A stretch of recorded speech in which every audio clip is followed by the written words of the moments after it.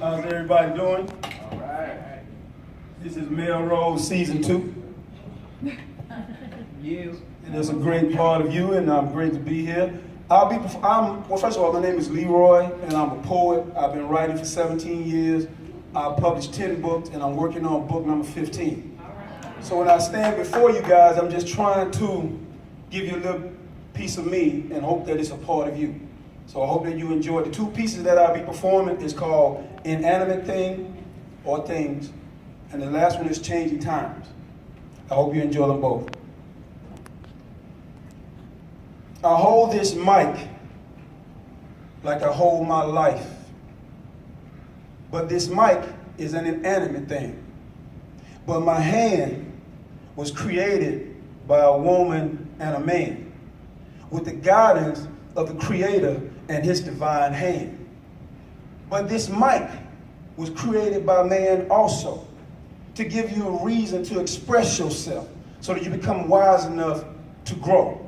You can take this mic and do what you like. You can rap, you can rhyme, and you can even stand with it all night. But the most beautiful thing is that it's an expression of you. You can take this mic and say to your girl, I love you. You can take this mic and say to your homie, I'll do you in. And you can take this mic, look at another person and say, thank you for being my friend.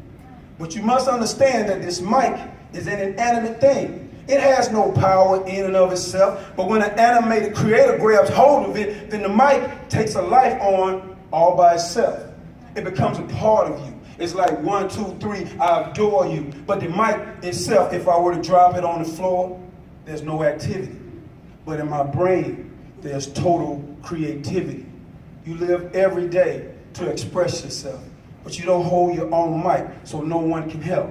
But in order for you to truly be free, you must become the mic that you wish to be. Whether you want to sing, whether you want to rap, whether you want to speak, whether you want to do anything in life, you are the mic. And this mic should be your life. You can take this mic, which is an inanimate thing. You can take this mic and make it sing. You can live your life every day thinking you're less than what you are. But if you turn into a mic, then you grab a mic, then don't you become a superstar? Love the life that you have. Grab your own mic and sit back and laugh.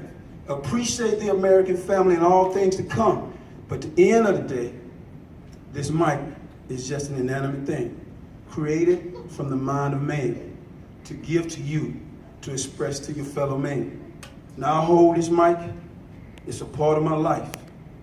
But I know that the woman and the man that created me, and I know that God gave me life. Thank you. It's called Changing Times.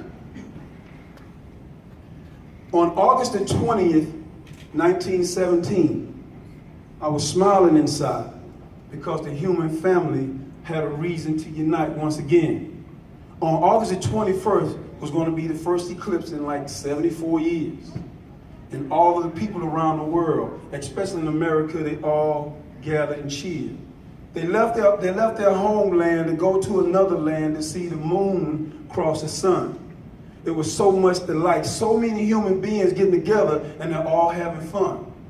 There was no malice, there was no hate, there was only reason to appreciate. Because what God was doing to his fellow man was to show you that even though you may be living, there's still a lot more that you got to understand. The moon is going to cross the sun and it's going to black out the world, at least part of America, for 2 minutes and 47 seconds. And as that moon was getting closer and you hear the cheers getting closer, the people seem to bond together over a phenomenon called the eclipse. But when you look at the eclipse of our lives, does it even mean the same? Do we come out and appreciate each other every once and again? Every 7 years an eclipse appears, but every day we stand before our peers, we stand before our neighbor, we stand before our friends, and we keep wondering, how much time is it before I see you new again? Changing times, changing minds.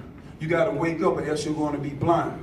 And as the moon begins to cross the sun, daylight go to darkness, and the world become quiet, just like in the middle of the night. We stare into something that we don't understand. Now we have total darkness. We cheer, we appreciate it, but what about our fellow man? And as the moon begins to cross the sun, a new day has begun. Even though it's the same day, the eclipse now is fading away. Now that the moon is passing the sun, daylight is full, but a new thing has begun. People pack up their bags and they scream, hoorah. But what about your fellow man? Did you see the eclipse in his eye? Did you say, I appreciate this moment that I was with you? Or did you just say, it was just an eclipse, let me go back and do the things that I do? What God has shown us all was there was something new. 7 more years before another dreams come true. We got 7 years to mend the fences of our fellow man.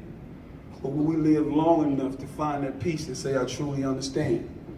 These are changing times. We have to change our mind. We have to flip the script and find the time to look our fellow man in the eye and say, I appreciate you.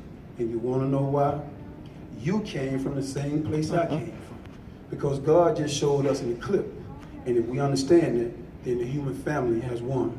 If we don't, time stays the same. The mind never changes. And this is how we shall remain. Thank you.